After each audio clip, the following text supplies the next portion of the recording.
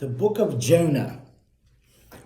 Most people know the story of Jonah, but most people haven't really read it in the Bible. You just know, and you know you've heard the story, but you heard it wrong. If, for instance, you think Jonah got swallowed by a whale, that shows that you didn't read it. Because it never says that Jonah got swallowed by a whale. It says he got swallowed by a big fish. See what I'm saying? And some Bible scholars and all that, would pick at you for that. But not your boy C. I'm going to just go through it with you so that the next time you mention Jonah and you are talking to one of them little smart alecky Bible scholars, you can know what you're talking about. I'm going to make sure that the people watching me, y'all can swim with the sharks and y'all can, hold your own. Anyway, so I got to leave another point. Don't even get into debates. When I was in jail, different other religions and such would always be trying to debate with me as if I cared that much. As if I'm about to sit there and argue with you and defend my Christianity. And they would get so mad because they'd come up and say, "You read the Bible, huh? Okay, well, what do you think about this?" And I would just be like, "What do you mean, what do I think about it?" Well, this one says, and I'd be like, what are you asking me? And what they were trying to get me to do is defend my God and argue and basically debate. And I tell people, I ain't on a debate team, bro. I don't care. I don't care what you think. I'm not about to sit here and debate with you. And honestly, don't get caught up in those debates and don't get caught up in going back. Just do you and let your peace debate for you. Let your joy debate for you. Because trust me, they see that. And that's why they want to knock you off your square and get you debating. But anyway, the book of Jonah. That was weird. The phone just fell. So, the book of Jonah. And I'm going to be just jumping around, but I'm going to give you, the gist of it. It starts off chapter 1. Now the word of the Lord came unto Jonah, the son of Amittai, saying, Arise, go to Nineveh, that great city, and cry against it, for their wickedness is come up before me. Which lets us know that God notices people's wickedness, and it comes up. You get what I'm saying? So if you see somebody who's wicked or whatever else, and it's like, why ain't God doing nothing? It'll come up. Trust me, he's God. He knows. Get what I'm saying? Okay. In verse 3, but Jonah, you know how usually, it's something that, man's scared, but God. But this one says, God said this. And then that one in verse 3 goes, but Jonah, which lets us know that Jonah's about to do something opposite of everything verse 2 was just saying. But Jonah rose up to flee unto Tarshish from the presence of the Lord and went down to Joppa. And he found a ship going to Tarshish. So he paid the fare thereof and went down into it to go with them unto Tarshish from the presence of the Lord. Okay. So what we have is God talking to his prophet, like Jonah was a prophet. Told Jonah, get up. Their wickedness has come upon me. Go cry against it. In other words, cry against it. He's basically telling them, go preach to them. Not go tell them they're going to hell. Like, go preach to them. Go give them the good news. Which shows that's God's response to people's wickedness. His response to people's wickedness is not, you're going to hell. His response is, let me tell you about Jesus. Let me tell you about myself, how much I love you and what I did for you so that you don't have to go to hell. So those people who are always telling you you're going to hell, trust me, God ain't telling them to tell you that. In all my time with God, God has never said, yo, see, go tell such and such they going to hell. He's never done that. Anyway, but then it says, Jonah rose up to flee unto Tarshish. This is the important part. From the presence of the Lord. Jonah, a prophet of God. Jonah, a follower of God who knows God well enough that God called him for this mission. And yet Jonah's response was to flee from the presence. He wasn't fleeing from the call. He was, but the Bible is very careful to tell us he was fleeing from the presence of the Lord. You can't. Your arms are too short to box with God. You can't go anywhere that flees from there's nowhere that you can go that the presence of God is not there and cannot get there. And yet that's what Jonah decided to do. And we laugh and we think, Jonah crazy, that was stupid, how you gonna run from the presence of God? But in reality, this is in the Bible because all of Bible is used to teach everything in the Bible. And if it's used to teach, that means that somebody needs to hear about this lesson that Jonah went through. In other words, as though we always laugh at people in the Bible, but yet he's in the Bible and this story's in the Bible because we need to hear this. Because some of us too have tried to run from the calling. Myself, I've ran from the calling of God. If you don't believe me, look at this. I got saved in the jail when I was 19. I'm now 34, and I've been doing this for about a year. And a lot of people like to look at what I'm doing now as if I just, got saved last year and as if I just learned the Bible after that. No, I was able to do what I'm doing now to some degree, not as well because I was still a mess living in sin. But to some degree, I was able to leave jail preaching the Bible. Because everything I know about the Bible, I learned in jail. In jail, you got one or two things. You either fight or you read. I chose read. And I chose the Bible. Matter of fact, the Bible chose me. When I was in jail, this old head came and he asked me about God. I don't know nothing. He said, read this book. And the book was the Bible. And that was my book throughout jail. I mean, I read some other books. I read The Purpose-Driven Life by Max Lucado. I read the 48 Laws of Power. I mean, I read other books, but this was my book. If you see me out on the pod, this is the book I had. And I say that to say, so obviously, there was some time in between me getting out of jail. I got out of jail at 22. I didn't start this till after 30. And not all of that 10 years, but some of that 10 years was me not even acknowledging God.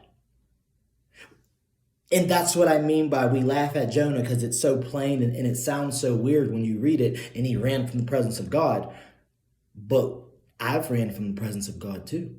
And 9 times out of 10, you've ran from the presence of God too. Your grandma told you was blessed and your grandma told you about Jesus. Don't act like hearing C preach is the first time you heard about Jesus. You had a praying grandmother. But you ran. That running looks different in all of us. You can run from the presence of God while going to church every Easter. You can run from the presence of God while singing in the choir. Like, running looks different. But anyway, so Jonah fled and he decided, God told me go here, so I'm going to go the other way. And he jumped on a ship to Tarshish. But the Bible is, once again, the Bible doesn't tell you anything because it's not important. Anything that he tells you, anything that it says, it's because it's important. And the Bible is careful to tell us he paid the fare. And that sounds like something that's not important. Well, he jumped on the ship. Of course, he paid to get on the ship. But what the Bible is telling us in that verse is running from God, running from your calling, running from who you were made to be is going to cost you some money. Matter of fact, let's go more vague. It's going to cost you something. And yes, usually it's something and your money. So Jonah ran. Verse 4. But the Lord sent out a great wind into the sea, and there was a mighty tempest in the sea, so that the ship was like to be broken. Okay, now I'm going to fast forward a little bit and give you the gist, and then we're going to jump to verse 17. But it's all still in chapter 1. So basically what happens is Jonah's on the ship. He paid. He's on the ship. The Lord sends all these waves and oceans, and it's going crazy. The men on the ship are like, yo, somebody on this ship ain't right with their God. And they're trying to decide, was it you? Did you make your God mad? Did you make your God mad? You get what I'm saying? And then Jonah the whole time was sleeping. And the shipmaster came, verse 6, to him and said unto him, what meanest thou, O sleeper?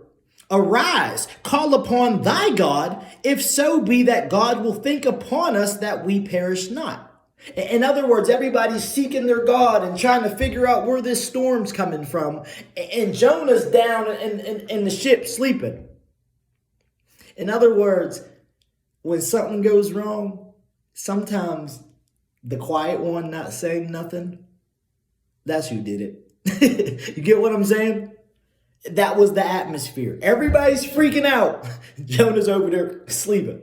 And he was probably fake sleeping at that, because Jonah is a prophet. He knows what's going on. Verse 7, and they said everyone to his fellow, come and let us cast lots, that we may know for whose cause this evil was upon us. So they cast lots, and the lot fell upon Jonah. Whenever they say cast lots, what they basically do is kind of like draw sticks, roll dice, and kind of see who gets the short stick, who gets whatever, you know what I'm saying? That's what it means by cast lots, if you ever hear that.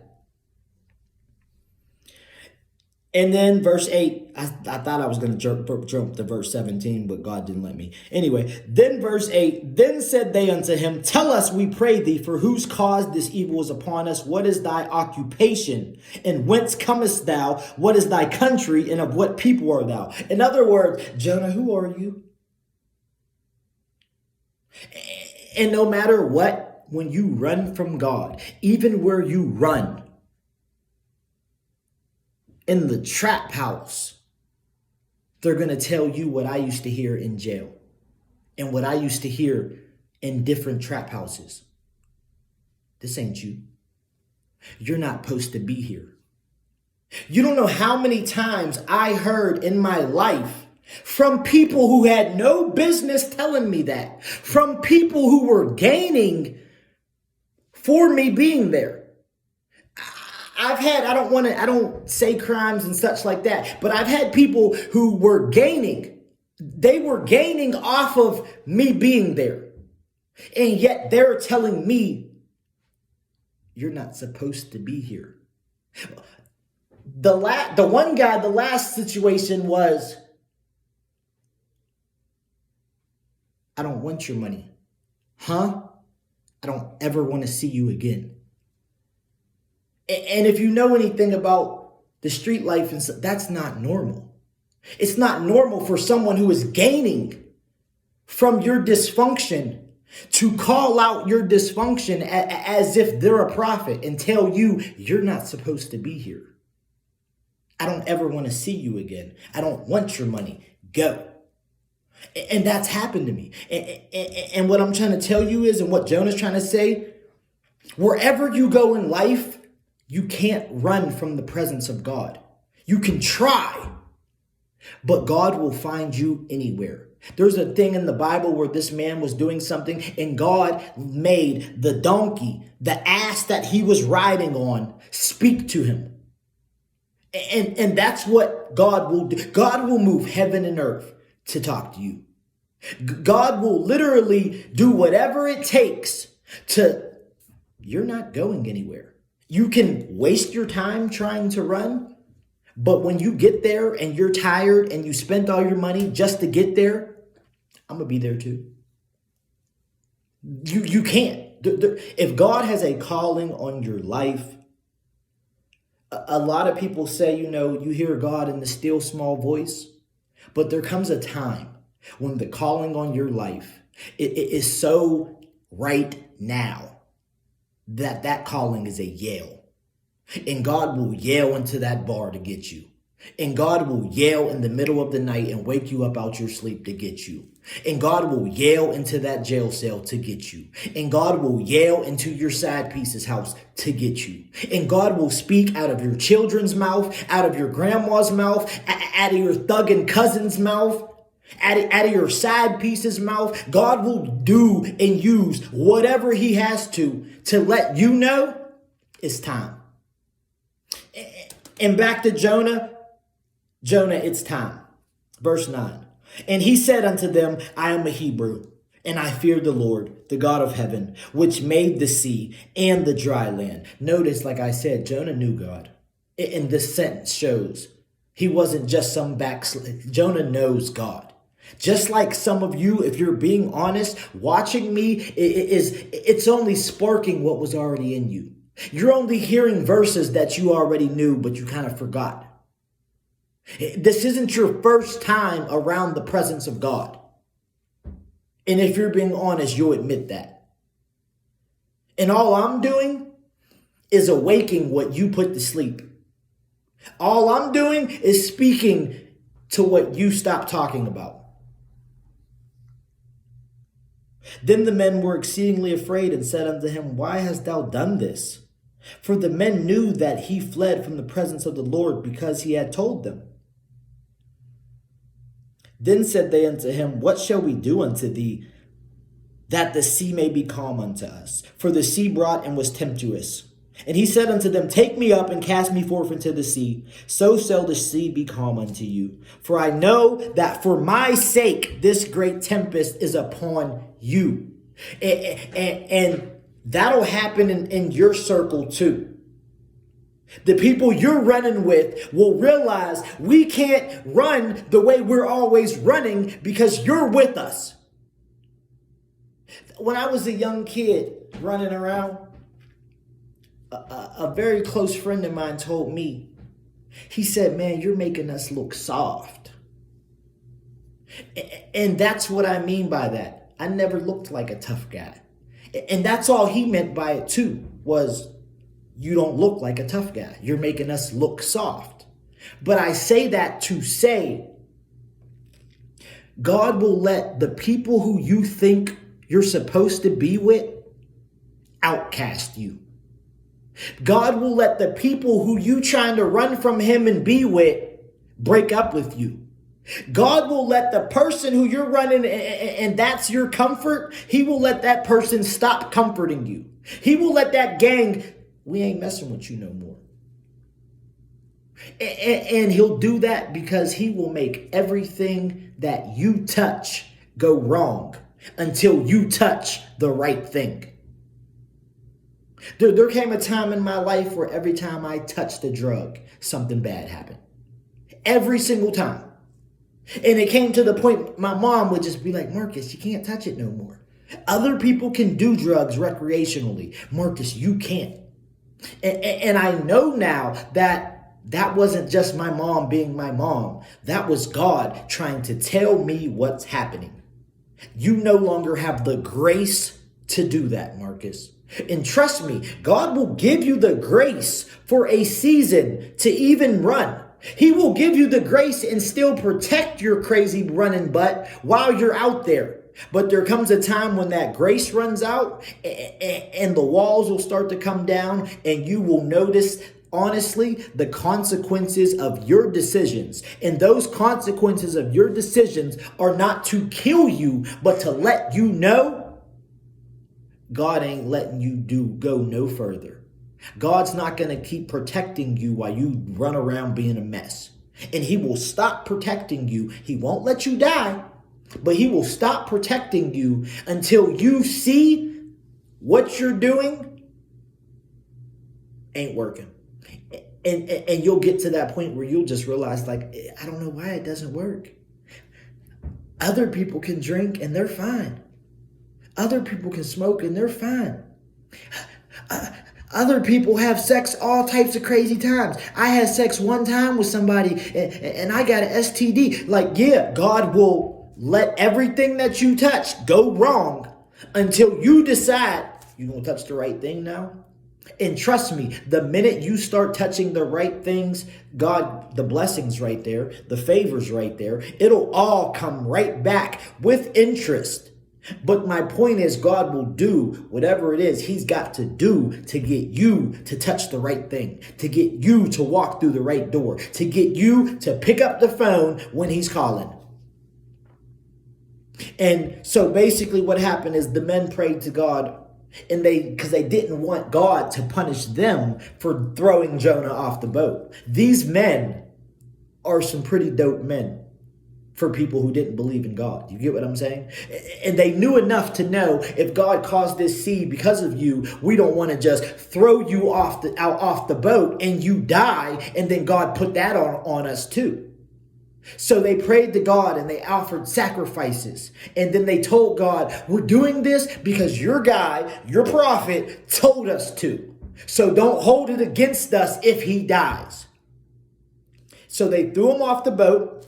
Verse 16. Then the men feared the Lord exceedingly and offered a sacrifice unto the Lord and made vows. That's right after they threw him off the boat. Then we go to verse 17. Now the Lord had prepared a great fish to swallow up Jonah, and Jonah was in the belly of the fish 3 days and 3 nights. And I literally, this verse alone is what brought me to the entire Jonah. Because when you read that, you have to understand, if somebody prepares something, if I prepare for a surprise party, that means I knew about the party before everybody else, because I'm the one who prepared it. The one who prepared it has to know that what's coming is coming. So, in other words, even when Jonah was running from God, thinking he was running from God, God was preparing not just how Jonah was going to come back, but God was also preparing for when these men throw Jonah off the ship. In other words, once again, you're running and there's nowhere that you can run on this world. Especially when you realize that the world in my little picture is God's hand. And that's how we are. We're on this world running, and we're trying to run from God, not realizing that the world is God's hand and is in God's hand. Now, when you see it as this is the world and you're running from God, it looks like it kind of makes a little sense. But when you realize that this is God's hand and now you're running, there's nowhere that you can run that's not in God's hand. And I want you to realize that that's not a bad thing. God loved Jonah so much, and God was going to use my point is, when God has a calling on your life, there is nothing that you can do about it. So many times we think that we can mess up. You cannot mess up the calling of God on your life. Anything that you do, God has already prepared. He already knew that you were going to do it before he made you. Sometimes we act like we have more power than God. As if, well, if I don't use the faith, God's not going to do it. God doesn't need your faith. He likes to include your faith so that you can be a part of what he's doing. But at the end of the day, God is not a genie who needs you to ask for the wish before he does something. God is not Santa Claus who only lives off the belief of children and people. Like, he doesn't run on faith fairy dust to where if we don't have enough faith in the world, God's not as powerful. No, God is always God. The only reason he uses your faith is so that you can be included in what he's doing. He doesn't need your faith to be God. Prove that, Marcus. God created the entire earth and you without any of our faith. There was no one there to muster up the faith for God to create the world. There was no one there praying, Lord, make us. There was no one there having the faith, come on, God, form us. No, God did all of that just as God. With no one, no faith, none of that. In other words, God doesn't need you to know he's God, or he doesn't need to be your God for him to be God. God was God before you were there to call him God. God was God before you were there to acknowledge him as God. God was God before we believed that there was a God. Well, he doesn't need us. We need him. And he loves us so much, and he has a calling on all of our lives in such a way that not even we can mess it up. And yeah, you can run. But where are you going to run to? At any given time, God will move heaven and earth to stop your running. And Jonah shows us that. When you have a calling on your life, one way or another, whether you get there because you got up like God told you and you took your butt to Nineveh, or you get there because you went to Tarshish and then God prepared a fish for the people to throw you off the boat because he knew you were going to tell them to throw you off the boat, and then the fish swallows you and you get there by the fish. Either way, Jonah, you're going to get there. But the fact that he prepared lets you know God is prepared even for your mistake. God is prepared even for your disobedience. We try to act as if God is only up there prepared if we have the faith. No, God is prepared for if you believe him or if you don't. God is prepared for exactly what you're going to do, regardless what it is that you're going to do. And he's that prepared because before he formed you in your mother's womb, he knew everything that you were going to do. Now, if he knew everything you were going to do before he even formed you, what we fail to realize is we are all God's creation. How then is he creating something and placing it in his world without knowing what this thing is going to do in that world? He knows what you're going to do by your own choices, and he also knows what I created you to do. And he knows at what point those 2 points will intersect. The point where what you thought you were doing intersects with what God made you to do is the point of salvation. And then the next point is the point of purpose. There are a lot of points where you doing your thing intersects with what God created you to do. And that's why every now and then you'll get a glimpse, because those 2 points met. And then you'll get a glimpse of what you were created to do. When I was in jail, I decided these people need to hear about God too. Same way I decided now, I'm going to talk about God to these people in my town. Now, I had the same mindset in jail when I first got saved. And it was even more because when I first got saved, I was like, y'all need to hear about this. So I started a prayer circle. And it was on the pod every night. Anybody who's in jail with me will tell you I ran a prayer circle on 8D, a pod full of murderers. And I'm running a prayer circle every night. Prayer circle! Everybody would come. And what I would do is I would pick out a verse, just one verse. And then I would read the verse, explain really, really fast what the verse meant, ask for prayer requests. Everybody mainly would say, get me out of jail or for my family. And then I would pray out loud in this circle of men, grown men. I'm like 19 at the time. And all these no-neck big dude, and I'm my little young butt praying. Sometimes I would be praying so loud that when I was done praying and I opened up my eyes, the entire pod, everybody who didn't come to the circle, would be looking at us.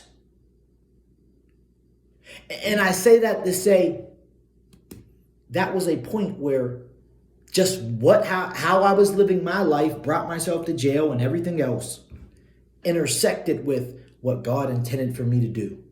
And when those 2 points crossed,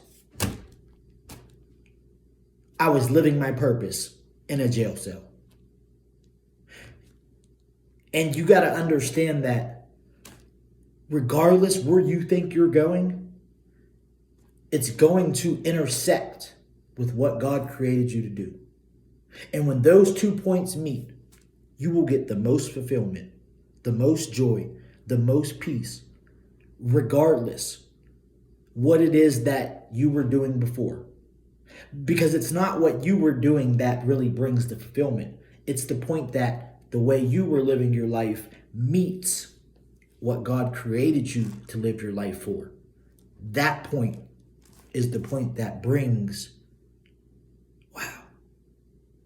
And you will have those wow moments throughout your life until finally you answer the call and you let God wow the world with the rest of your life. And I know that because it's my story. And I know that because it's the stories that I see in the Bible. So stop acting like you can run from God.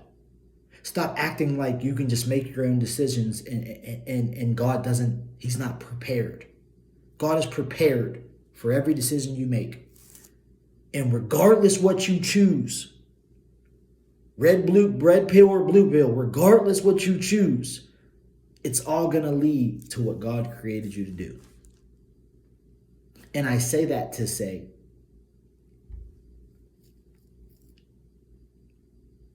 look at your life and you will see that. If you look at your life, you will see even the guardrails that God was setting up. You will see times when you had the grace to do that. You'll see times when you were all the way in the wrong, but you got protected. You'll see times where you were all the way in the wrong, but yet it didn't go as bad as it was supposed to go. Why? Because God needs you to get to that point. And he will protect your crazy butt to get you to that point. And he will get your crazy butt out of jail to get you to that point. But not just good things. He will also break your heart to get you to that point. He will also make you OD to get you to that point. He will also make your entire circle of influence turn their back on you to get you to that point. He will also knock out your front teeth to humble you to get you to that point. God bless you. God love you. God use you. God interrupt your day. And God prepare a place for you. And God be prepared for whatever it is that you're going to do today. God bless.